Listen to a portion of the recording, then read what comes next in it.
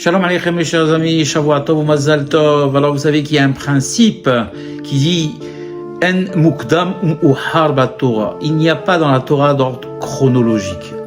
Puisque la Torah, bien sûr, n'est pas un livre d'histoire, comme un simple livre d'histoire qui suit les dates. La Torah a été écrite bien avant la création du monde et donc dans un espace intemporel, il n'y avait ni temps ni espace. Et donc à ce titre-là, si on parle d'une paracha, même si elle est passée, ça n'a aucune importance. Il y en a qui disent « Ah, mais la paracha de Yitro est passée ».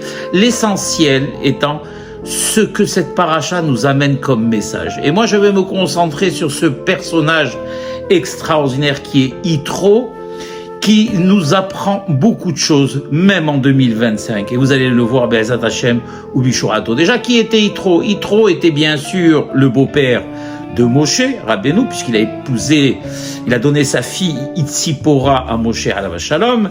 Mais avant d'être le beau-père de Moshe Rabbeinu, il était le cheikh, on appelait ça à l'époque comme ça, de Midian, c'est-à-dire le roi de cette région de Midian. Il était prêtre donc de Avodah Zara, donc de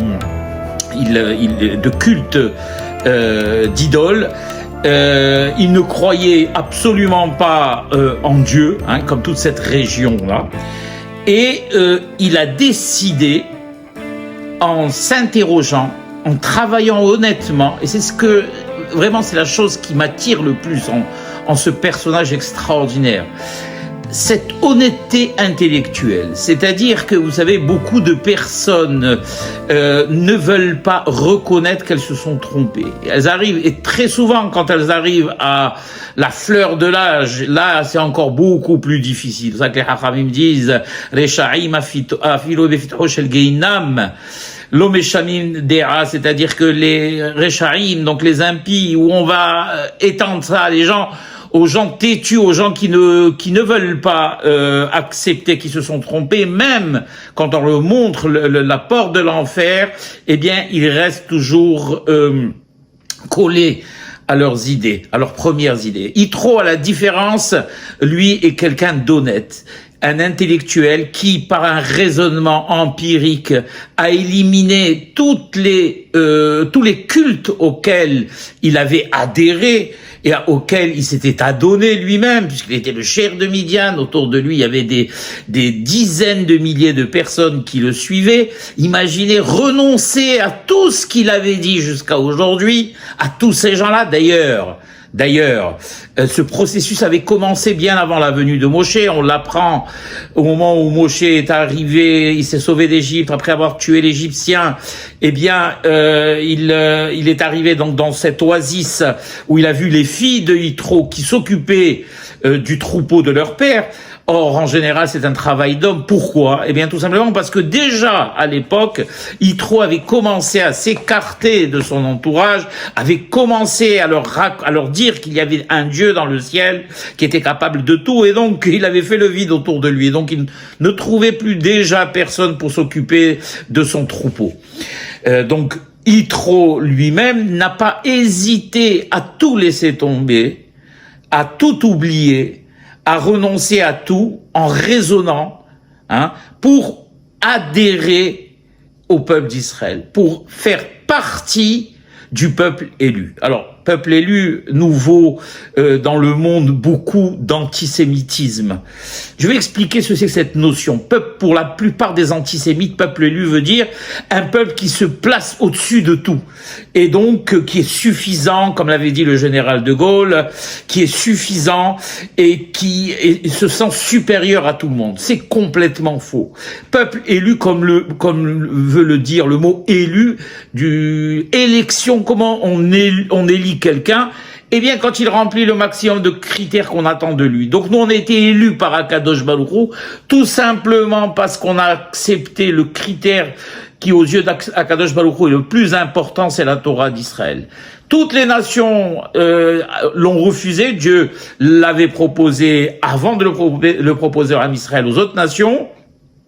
Ils l'ont tous refusé, chacune pour ses raisons. Et le peuple d'Israël l'a accepté par Naaseh Venishma, l'a accepté sans discuter. À ce titre-là, eh bien, il est élu par Akadosh Baruch Hu parce qu'il a rempli le critère qu'Akadosh Baruch Hu veut le plus, c'est-à-dire accepter ses commandements, accepter son autorité. C'est ce que le peuple d'Israël a fait à ce titre. Donc, il n'est pas mieux que les autres peuples, il n'est pas pire que les autres peuples, Hazve Halila. C'est un peuple qui est, on va dire, conforme à ce que le maître de l'univers attend de lui. Voilà. Donc, et on referme la parenthèse. Et cela, beaucoup de Goïm, en l'occurrence Yitro, mais je ne parle pas que de Yitro, il y a Rabbi Meir, que les Hachamim disent que c'était un Romain, il y a Rabbi Akiva, il y a Shmaya Vaftalion, et il y a des milliers, il y a Unkelus, il y a des milliers de Geret Tzedek qui ont compris que faire partie du peuple d'Israël était pour eux, on va dire, le summum de la réussite spirituelle. Et donc, ils ont, comme Yitro, laissé tomber leurs anciennes croyances pour se rentrer, comme on dit, Tahat Kanfe Ashechina. Revenons à Yitro. Yitro, d'ailleurs, dans le premier pasouk, eh bien, il va tout nous apprendre. Donc, déjà, on a compris qu'il était à Midian. Après la sortie du peuple d'Israël, après Keriat Yamsou, donc l'ouverture ou la déchirure de la mer Rouge, et le peuple d'Israël s'est trouvé donc au pied du mont Sinaï, Yitro, ayant entendu tout cela, décide de prendre Tsipora, donc sa fille, ses petits-fils, pour les amener rejoindre Moshe Rabbeinu alav Hashalom. On voit que d'ailleurs Yitro est resté 1 an avec le peuple d'Israël. Il n'avait pas l'intention de s'établir définitivement avec Moïse, même si Moïse en a prié par la suite. Il avait l'intention d'apprendre le maximum de Torah pour pouvoir la diffuser à son retour. C'est ce qu'il va faire.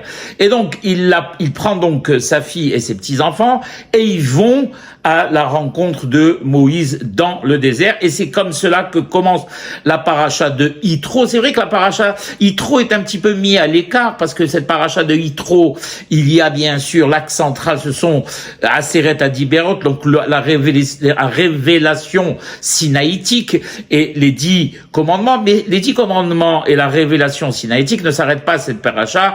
On va la voir après dans Mishpatim et on va la voir même dans Kitissa. Donc, il était un petit peu mis de côté et c'est pour ça que j'ai décidé d'en parler parce qu'il va nous apprendre beaucoup de choses, ce personnage. Déjà, la première des choses, c'est d'être honnête. Quand vraiment on a envie de connaître quelque chose, il faut pas hésiter à s'en informer. Il faut pas hésiter à approfondir. Il faut pas se sauver. Beaucoup de personnes au sein même de notre peuple qui n'ont pas grandi dans la tradition. Je parle pas de religion, je parle seulement d'histoire, de tradition et de culture juive. Eh bien, hésitent, ne veulent pas jeter un coup d'œil à nos prophètes, ne veulent pas jeter un coup d'œil à notre Torah, ne veulent pas jeter un coup d'œil à nos traditions. Je ne sais pas pourquoi. De peur peut-être qu'ils soient attirés et qu'ils aient à renoncer à la vie qu'ils estiment confortable.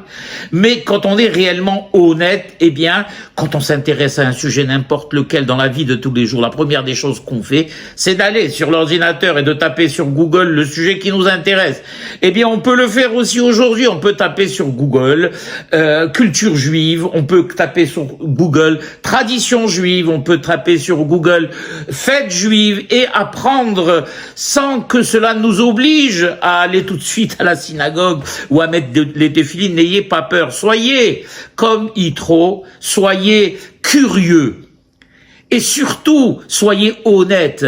Et quand vous vous rendrez compte qu'évidemment, la culture, la tradition, la religion juive surpasse tout ce que vous avez vécu jusqu'à aujourd'hui, alors, comme Yitro, n'hésitez pas une seule seconde à tout abandonner pour aller embrasser cette nouvelle aventure entre guillemets. Donc ça c'est la première des choses que nous apprend Yitro. La deuxième des choses que nous apprend Yitro, on l'a dans le pasuk qui commence Vaishma Yitro Kohen Midian Hoten Moshe et kol asher asa Elohim le Moshe ou l'Israël amo ki hotzi Adonai et Israël mi Mitzrayim. Donc je traduis et Yitro entendit, on va voir que entendit, c'est pas tout à fait, littéralement c'est ça, mais conceptuellement c'est pas tout à fait cela, on va le voir après.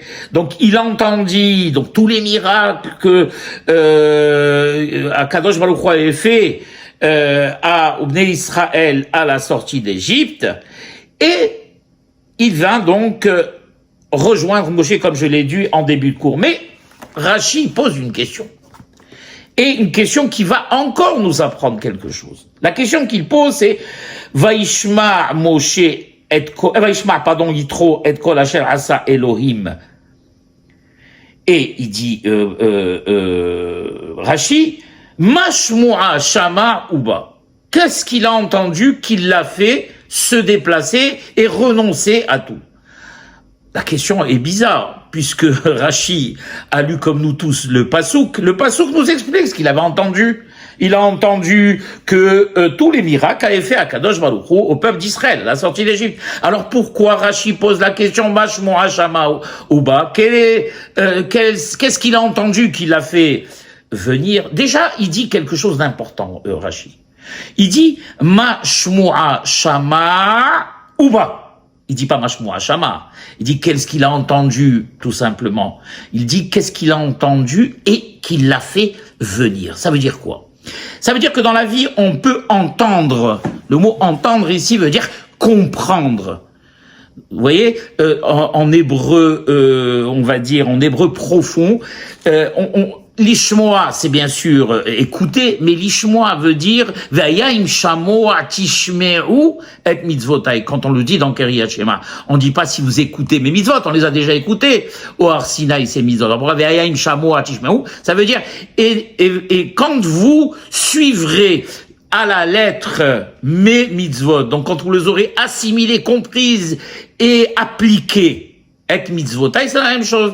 Vaishma Yitro, ça veut dire que Yitro a compris. Et il a compris, et il n'est pas resté statique, parce qu'il y a beaucoup de choses qu'on comprend et qu'on ne fait pas. On comprend, par exemple, que fumer c'est dangereux et on s'arrête pas. On comprend que, par exemple, jeter notre argent par les fenêtres, ça peut nous amener à la catastrophe et ça peut briser toute une famille. Eh bien, on comprend cela, mais on n'arrête pas. On comprend que Dieu en préserve, que regarder une femme en dehors de la sienne peut entraîner une catastrophe au sein de la famille. Et on a beaucoup plus à perdre qu'à gagner, bien évidemment. Et pourtant, on tombe dans le piège de la séduction. Ça veut dire quoi? Ça veut dire que en réalité, il y a deux éléments dans notre biologie qui nous permettent d'assimiler les choses. Il y a l'intellect, le cerveau, et il y a le cœur. Il y a un grand hacham qui dit que la distance entre le cerveau et le cœur est aussi grande que la distance qui sépare la Terre de la Lune, et mieux que ça, il dit la distance que sépare le cœur du cerveau est équivalente à quelqu'un qui sait contre quelqu'un qui ne sait pas. Donc vous voyez un peu ce que ça veut dire. Ça veut dire que en réalité l'information elle est captée par le cerveau, mais il ne suffit pas qu'elle soit quelque chose dessus. Il faut qu'elle soit quelque chose d'assimilé, qu'on la fasse, comment dirais-je, qu'on la transfère vers notre cœur qui, on le sait, est le centre de nos décisions. Beaucoup de personnes pensent que tout se passe à partir de la tête, c'est complètement faux. Ça commence bien évidemment à partir de la tête et ça transite automatiquement vers le cœur. C'est pour ça que tout à l'heure j'ai dit, on sait que c'est dangereux de fumer, pourtant on fume. Pourquoi? Parce que le cœur n'est pas d'accord. Le cœur, c'est le centre des ta'avot, des envies. On ne peut pas se passer. Pourtant on sait intellectuellement. Yitro, lui, il a brisé cette barrière. Mashmu'a Shama'uba, il a entendu, il a compris, il a assimilé, et il est venu. Et ça, c'est le deuxième enseignement de cette paracha extraordinaire, qui veut que, comme je l'ai expliqué depuis 5 minutes, il ne suffit pas qu'on sache les choses, il faut qu'on les applique. Comme ils disent les Hachamim je crois que c'est dans Pirkei Avot, le plus important n'est pas l'étude, mais l'application de cette étude. Il y a beaucoup de gens qui savent beaucoup de choses. Moi, je connais des gens qui sont Mehalelim Shabbat, ils connaissent le Talmud sur le bout des doigts. Ils connaissent le Pentateuch sur le bout des doigts. Et pourtant, ça les empêche pas d'être Mehalelim Shabbat, alors qu'il est marqué Beferouche que toutes les interdictions concernant Shabbat. Mais alors tu les lis, tu les vois, puisque tu connais tout le Pentateuch. Non, ça m'intéresse pas. C'est-à-dire que je le sais, mais je veux pas renoncer à ma cigarette, je veux pas renoncer à mes sorties, je veux pas renoncer à ma télévision, je veux pas renoncer à tout ce que je fais le Shabbat. Et pourquoi cette contradiction, justement? C'est parce qu'ils disent les Hachamim, Veyada'ta hayom, vehashevota el levavecha. La Yedi'a, c'est donc la première prise de contact avec l'information, mais ça doit fatalement, après, passer vers le cœur. Et c'est ce que Yitro a fait, et c'est pour ça que c'est un personnage extraordinaire. Mashmu'a Shama Uba. Il n'a pas hésité à tout laisser tomber.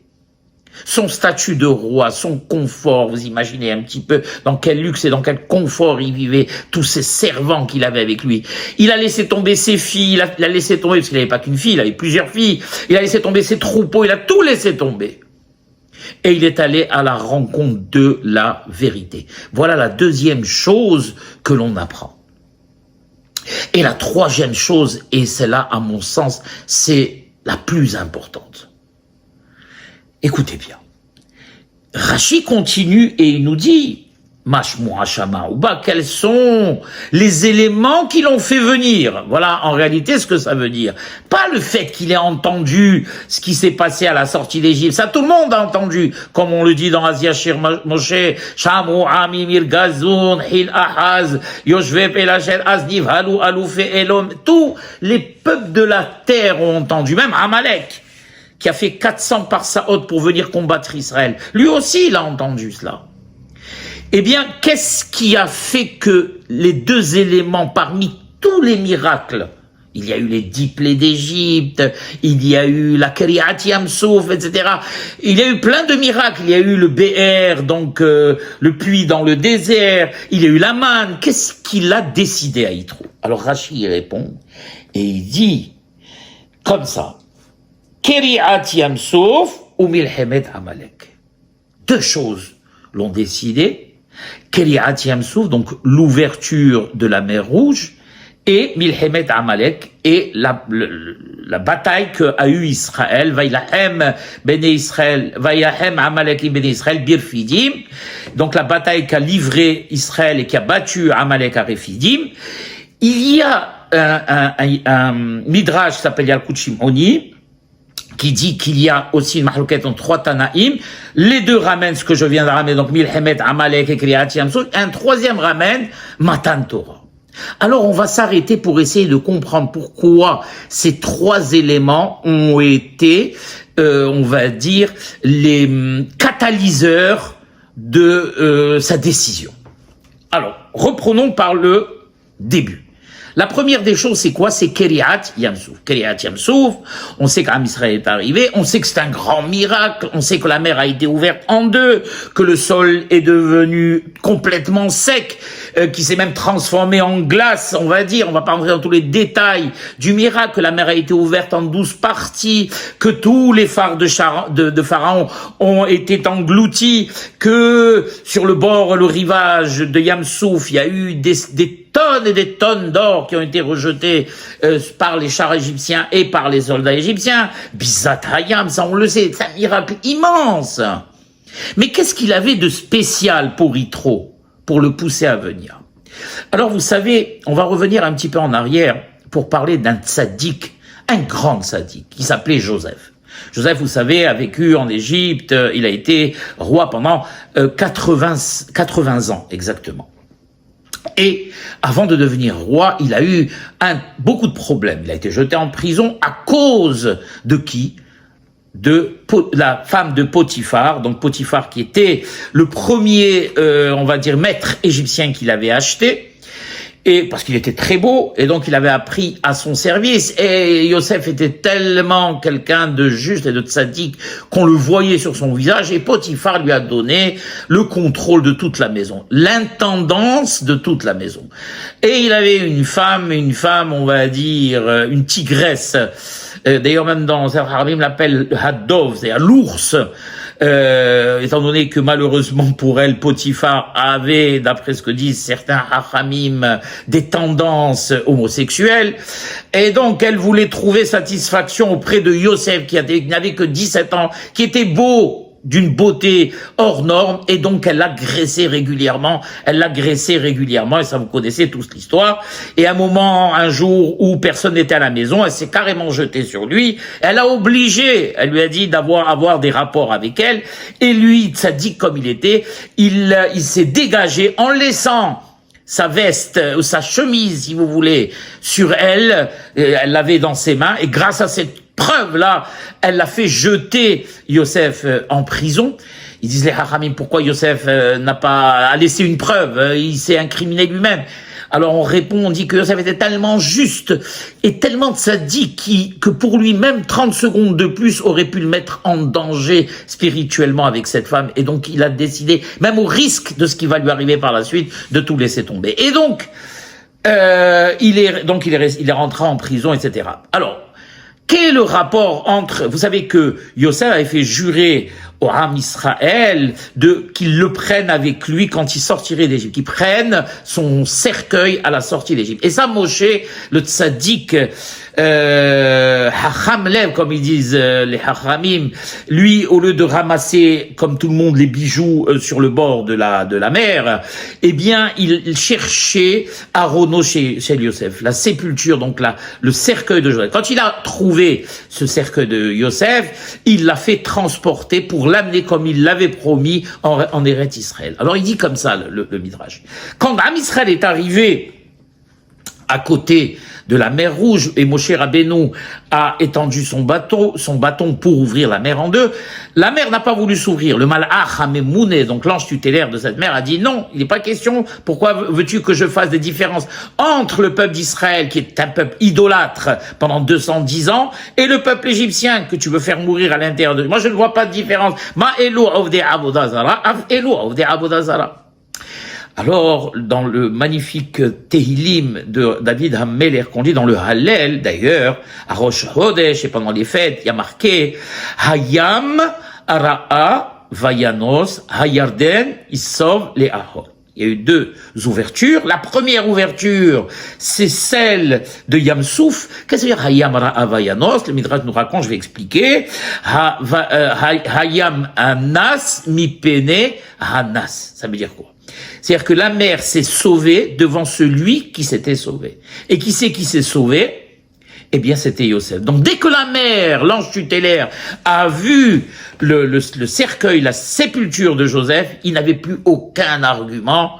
Et donc, il a ouvert la mer en deux pour le srout de Yosef. Pas pour le srout du Ham Israël, mais pour le srout de Yosef, qui lui, s'était sauvé de l'impureté. Eh bien, la mer a décidé aussi de s'ouvrir devant le Ham Israël. Alors, retenez cette première chose. Donc, Keriat Yamsouf avec Arono chez Yosef. La deuxième chose, il dit Rashi, il nous dit Milhemet Amalek. Qui était Amalek? Amalek, eh bien, c'était le fils de Élipaz, lui-même le fils de Esav, lui-même le fils de Yitzhak. Donc, Élipaz, le père de Amalek, était le petit-fils de Yitzhak. Très bien. Yitzhak avait deux fils, Yaakov et Esav.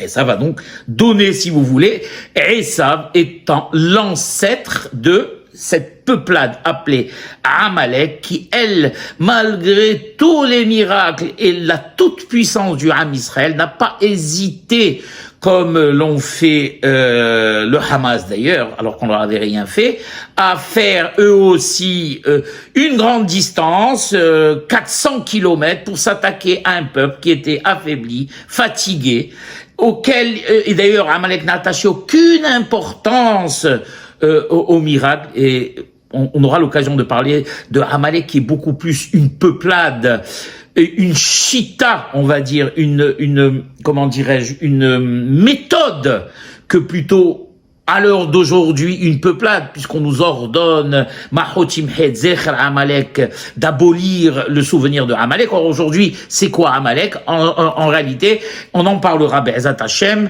Amalek, c'est le safek, c'est le fait d'introduire un doute à l'intérieur de nos certitudes à nous. Chaque fois qu'il y aura un doute dans notre vie de tous les jours, au niveau de notre foi, devant un événement qui se passera et qui nous fera douter, eh bien c'est ça Amalek. C'est pour ça que c'est une guerre qui est éternelle jusqu'à la venue du Mashiach, où Akadosh Baruch Hu extirpera le mal. Eh bien, à Amalek, c'est ça. Or, à l'époque, bon, c'était une bataille, donc ils se sont attaqués au Ham Israël. Et donc, rappelez-vous encore de ça, Amalek, donc, est l'arrière-petit-fils de Isaac, le fils de Élipaz, lui-même, le fils de Esav. Vous verrez après pourquoi. Et la troisième des choses, c'est quoi? C'est Matan Torah. Matan Torah, il faudrait des dizaines de cours pour décrire ce que c'était que cette révélation sinaïtique, mais dire seulement une petite chose. En dehors du fait que tout le monde sait que Akadosh Baruch Hu s'est adressé au peuple d'Israël et qu'il a donné lui-même les 2 premiers commandements, selon certains commentaires, Anochi Hashem Elohim, eh bien, ils ont entendu eux-mêmes, le Ham Israël, la voix, et ils ont, Kivyachol, vu la Shekhinah, ils ont vu ce que même Moshe Rabbeinu n'a pas vu. Disent les Hachamim qu'Akadosh Baruch Hu, il a déchiré les Shivar et Keim, les 7 cieux, n'est-ce pas? Et donc, ils ont pu accéder visuellement à ce qu'aucun être sur terre n'a jamais pu accéder. Même Moshe Rabbeinu qui avait demandé à Akadosh Baruch Hu, fais-moi voir ton honneur. Et Akadosh Baruch Hu lui a répondu, aucun être vivant ne pourra me voir et rester en vie. Il n'y a que quand Ve'esrim, on arrivera devant Akadosh Baruch Hu, qu'on pourra le voir quand on sera plus de ce monde, mais de notre vivant, on ne peut pas voir. Pourquoi on ne peut pas voir? Parce que l'âme sortira fatalement comme un aimant pour se coller contre cette Shekhinah. C'est ce qui est arrivé d'ailleurs au Ham Israël au moment de Matan Torah, où les Hachamim nous expliquent qu'ils sont morts à chaque fois qu'ils ont entendu un commandement, et Akadosh Baruch Hu a envoyé une rosée pour les ressusciter. Mais ce qui nous importe de savoir, et j'ai dit, j'ai pas le temps de m'étendurer des cours entiers pour parler de cela. Ce qui est important de savoir, c'est que ce petit peuple-là, ce peuple d'impurs qui était chakoua, qui était, on va dire, englué, qui était phagocyté par les Égyptiens au point qu'ils disent les Hachamim dans la Haggadah, la Kahatlo, Goy Mikerev Goy, ils étaient comme, vous savez, le fœtus de la bête est à l'intérieur de la bête, et pour accéder à ce fœtus, on est obligé d'ouvrir cette bête et d'extirper ce fœtus. Eh bien, Am Israël était tellement englué, était complètement assimilé, que Dieu a été obligé de les sortir de cette matrice égyptienne, lui-même en personne, parce qu'aucun ange, aussi fort qu'il ait été, n'aurait pu le faire. Eh bien, ce peuple-là, qui était à un doigt de ne plus sortir d'Égypte, a pu accéder à ce qu'aucun être sur terre, même Moshe Rabbeinu, avec toute la préparation et toute la sainteté, aurait pu voir. Vous savez, il y a un très grand Tana qui s'appelle Rabbi Pinhas Ben Yair, qui a écrit une Mishnah, si on veut, dans laquelle, une Baraïta, si on veut, et dans laquelle il explique tous les degrés pour pouvoir accéder à la prophétie. Et je peux vous assurer que rien que déjà pour arriver au premier degré, c'est le travail de toute une vie. Et là, il va citer des dizaines de degrés. N'est-ce pas? La Zérout, etc., la Nekiout, pour arriver jusqu'à la Névoie. Et arriver à la Névoie, et on n'est même pas sûr, puisque tous les Névim qu'on a eus, nous, n'ont pas vu ce qu'ont vu le Ham Israël. Et là, le Ham Israël, sans aucune préparation, aucune, a vu ce qu'il faudrait, on va dire, des dizaines de vies de préparation et de sainteté pour voir. Alors maintenant, j'ai expliqué succinctement ces trois choses. On va maintenant conclure et expliquer pourquoi ce sont ces trois choses qui ont attiré Yitro et pas d'autres choses, il y avait d'autres miracles. Alors voilà. Et voilà la troisième chose que nous apprend Yitro dans cette paracha et qui est conforme au monde moderne et à tous nos frères d'Israël qui se sentent découragés, à qui quand on demande par exemple de venir à la synagogue, ou à qui quand on demande rien que de jeûner à Kippour, ou à qui quand on demande de faire un Shabbat, ou d'être invité chez nous un Shabbat qu'on invite, et qui vous disent, ou de mettre des téphilines, de faire quelques mitzvot, et qui vous disent à quoi ça sert maintenant? J'ai 50 ans, j'ai 60 ans, j'ai 40 ans, j'ai passé ma vie à transgresser. Une mitzvah de plus, qu'est-ce que cela va changer? Et peut-être que, Hazvehaïla, Dieu ne voudra même pas de moi. Dieu ne voudra même pas de moi, puisqu'on connaît les critères. Dieu, déjà, je vous rassure, aime tous ses fils, tous ses enfants. Bien sûr, comme un père, de manière naturelle, aime tous ses enfants, il peut, bien évidemment, les réprimander pour leur bien. Il peut bien évidemment leur exiger à l'intérieur de chez lui, eh bien comment dirais-je, des critères, des lois, si on peut dire, qu'on doit respecter. Et si on les respecte pas, alors ça veut pas dire qu'il nous aime plus. Ça veut dire seulement qu'il sera fâché avec nous. Et il va se détourner de nous. Et pour pouvoir encore une fois nous, comment dirais-je, nous racoler avec lui, nous recoller avec lui, et nous faire aimer encore de nouveau, eh bien il faudra qu'on s'excuse et qu'on accepte les lois qu'il a éditées. N'est-ce pas? Mais en aucun cas, un père dira « ce n'est plus mon fils ». Les Israël sont les enfants d'Akadosh Baruch Hu. Mais il y a bien évidemment des conditions pour rester, on va dire, les enfants chéris d'Akadosh Baruch Hu. Ceux qui ne veulent pas et qui n'ont pas respecté leurs conditions, la plupart d'entre eux, c'est à cause de leur ta'avot, à cause de leur yetzer hara. Très rarement, à cause d'une envie de rébellion, ou très rarement comme à Amalek, justement, de cette envie intellectuelle, même pas au niveau du yetzer hara, mais intellectuelle, de défier les lois d'Akadosh Baruch Hu. Ça existe, mais en pourcentage dans notre peuple, ils sont très très faibles. Donc à tous ces gens-là, qui se disent, on va dire, déchus de leur, qui s'imaginent déchus de leur relation père-fils avec Akadosh Baruch Hu, se trompent complètement. Je ne dis pas qu'ils sont qu'ils sont dans le même cercle proche d'Akadosh Baruch Hu, comme ceux qui appliquent matin et soir, qui combattent leur Zara, qui appliquent matin, midi et soir les mitzvot de Akadosh Baruch Hu. Mais ils ont toutes les chances, en très peu de temps, d'en faire partie. Eh bien, c'est Yitro qui nous l'apprend. Oui, Yitro. C'est pour ça que c'est un personnage extraordinaire. Yitro, on le dit, Vaishma Yitro Kohen Midian. La Torah, quand elle commence, elle dit, et Yitro compris, comme je l'ai dit, mais qui Yitro? Kohen Midian, le prêtre de Avodah Zara de Midian, qui avait vu et qui avait essayé tous les cultes idolâtres.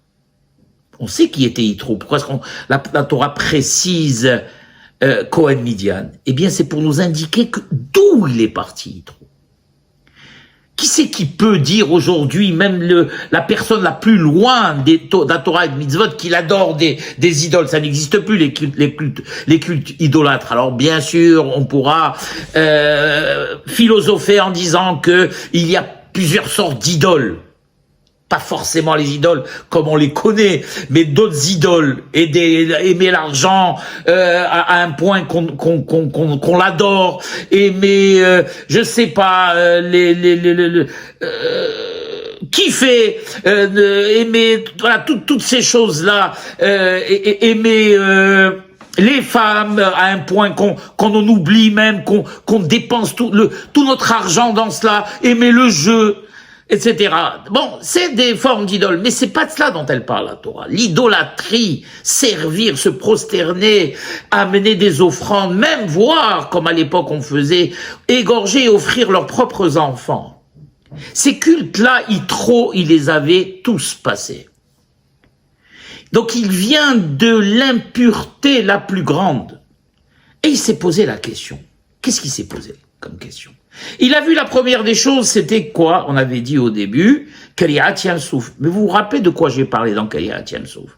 J'ai parlé de la dépouille de Yosef Hatzadik et du Aaron, donc du cercueil de Yosef que la mère a vu, elle s'est écartée. Ça veut dire quoi?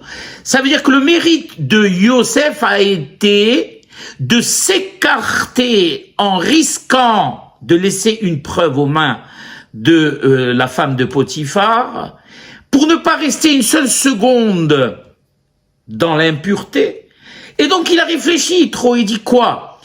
Le fait de fuir l'impureté aussi vite que Yosef l'a fait peut nous amener à provoquer un miracle aussi grand que la mer Rouge, que l'ouverture de la mer Rouge. Tiens, ça c'est quelque chose qui m'interpelle. Ça veut dire qu'aucune situation, quelle qu'elle soit, n'est jamais désespérée, même la mienne. La deuxième chose qu'il a vue, ça a commencé à l'ébranler. La deuxième chose qu'il a vue, c'est quoi? Il a vu que Milhemet Amalek. Alors, c'est quoi Milhemet Amalek? J'ai expliqué que Amalek, c'était l'arrière-petit-fils de Isaac. Le père de Amalek, Elipaz, a étudié dans la yeshiva de Isaac jusqu'à l'âge de 14-15 ans la Torah avec son grand-père, n'est-ce pas? Et donc il était dans la Kedusha la plus totale. Ce qui l'a pas empêché de passer du stade de la Kedusha qu'il a vécu avec son grand-père, l'homme le plus saint de l'époque, et tomber dans la Toum'a qu'on connaît en enfantant un fils comme Amalek. N'est-ce pas? Et donc il a fait le raisonnement contraire. Il a dit trop comme ça. Je vous l'ai dit depuis le début que c'était un homme extraordinaire qui réfléchissait. Il a dit comme ça. Il a dit, si, comme Joseph, on peut passer on peut se sauver de l'impureté pour arriver à la pureté la plus totale et à provoquer un miracle comme l'ouverture de la mer Rouge, on peut malheureusement aussi passer de la Kedusha, donc de la sainteté, comme Elipaz, qui a étudié avec Isaac, et mettre au monde, malheureusement, quand on décide de laisser tomber cette pureté-là, un enfant comme Amalek. Donc la glissade, vous savez, comme ils disent les Hachamim, la personne, elle est en haut du toboggan, n'est-ce pas? Et elle se dit qu'elle va, elle est encore en haut du toboggan. Mais vous savez, en haut du toboggan, il suffit que de quelques centimètres pour glisser et arriver en bas. Quand on commence à chuter, dans la Toum'a, eh bien, on ne s'arrête pas. Et ça l'a aussi interpellé à Yitro. Il avait déjà été interpellé par la venue de Moshe en Égypte. À Midian. Vous savez qu'il y a marqué que Moshe s'est sauvé d'Égypte quand il a tué l'Égyptien. Et il y a marqué dans le passage, vous verrez bien, Vayeshev à la berre. Et il s'est assis sur le puits. Qu'est-ce que ça veut dire ça? Il s'est assis sur le puits. Ce fameux puits où il va rencontrer les filles de Yitro et rencontrer sa future femme Tzipora. Ça c'est. Mais quoi? Ça veut dire quoi Vayeshev à la berre? Alors, pour Yitro, c'est une symbolique. N'oubliez pas qu'avant de devenir le prophète d'Israël, avant d'être l'élu d'Akadosh Baruch Hu, Moïse était prince d'Égypte. Il a vécu dans la maison de Pharaon.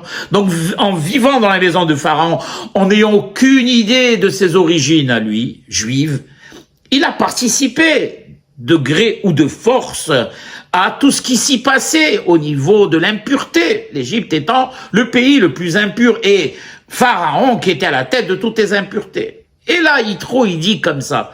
Il dit, encore une fois, je vois ici que quand on se sauve de l'impureté comme Moïse l'a fait, on peut s'asseoir sur le Bér. C'est quoi s'asseoir sur le Bér? Vous savez que l'eau, la Torah est comparée à l'eau pour plusieurs raisons, puisque l'eau est un élément indispensable dans notre vie. La Torah également est un élément indispensable au Ham Israël. Comme l'eau qui choisit toujours de descendre du point le plus haut vers le plus bas, la Torah décide toujours d'aller chez les personnes les plus modestes. Et il y aurait plein d'autres explications. Et donc, Vayeshev à la Bér va dire, qu'est-ce qu'il a dit? Il dit, voilà, même Moïse, qui est sorti de l'impureté la plus grande, est allé et a réussi lui aussi à s'asseoir sur le puits, donc à s'asseoir, à être un maître de la Torah, et plus tard à avoir la révélation dans le buisson ardent. Et la troisième et dernière chose, c'est le Ham Israël, je l'ai expliqué tout à l'heure. Ce peuple impur, à part la tribu de Lévi, qui pendant 210 ans avait oublié même, il faisait même plus de Mila, n'est-ce pas, avait même oublié qui ils étaient, d'où ils venaient, et ce qu'ils avaient à faire. Tellement ils étaient assimilés et phagocytés par la culture égyptienne. Ce peuple qui n'a fait aucun effort, on veut dire pour se purifier, en tout cas au tout début, n'est-ce pas?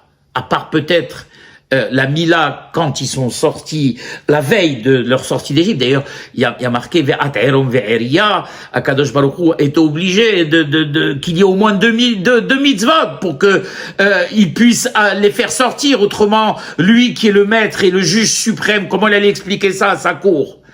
N'est-ce pas? Donc, il leur a demandé Dam Pesach, donc le sang de l'agneau pascal, et Dam Mila. Mais en dehors de tout cela, il n'avait aucune mitzvot. Ils n'avaient aucune préparation, n'est-ce pas? Et pourtant, ils ont accédé au plus haut sommet de la prophétie. Ces trois choses ont fait comprendre à Yitro qu'aucune situation n'est désespérée. Et que même lui, qui était prêtre de Midian, et qui avait vécu dans les 50 Sha'arei Touma, pas 49, les 50 Sha'arei Touma, eh bien lui aussi, si il le voulait vraiment, pourrait devenir lui aussi un membre à part entière du peuple le plus saint de l'histoire, le peuple juif. D'ailleurs, mieux que ça, non seulement le peuple juif est ouvert à tous les Geret Tzedek, les Tzadikim, comme Yitro, la preuve qu'on a donné le nom de Yitro à une paracha, pas dans n'importe quel livre, à Botaï, pas dans un livre d'histoire, dans la Torah d'Israël, le livre le plus saint du peuple juif. Pourquoi? Parce que pour nous, quelqu'un qui décide réellement de venir s'abriter sous les ailes de la Shekhinah, non seulement on lui donne un nom d'une paracha, mais en plus, 3 fois par jour, dans la Hamida, on dit « Ve'al gerei hatzedek ve'alenu » et aux convertis justes qui l'ont voulu vraiment, les Shem Shamaïm, et après ve'alenu. Donc on prie d'abord pour eux, et après pour nous. Yeh ratzon milefanecha Adonai Eloheinu v'avotenu. שתשלח במהרה בימינו משיח צדקנו ותצילנו מהגלות המרה הזאת, אמן ואמן.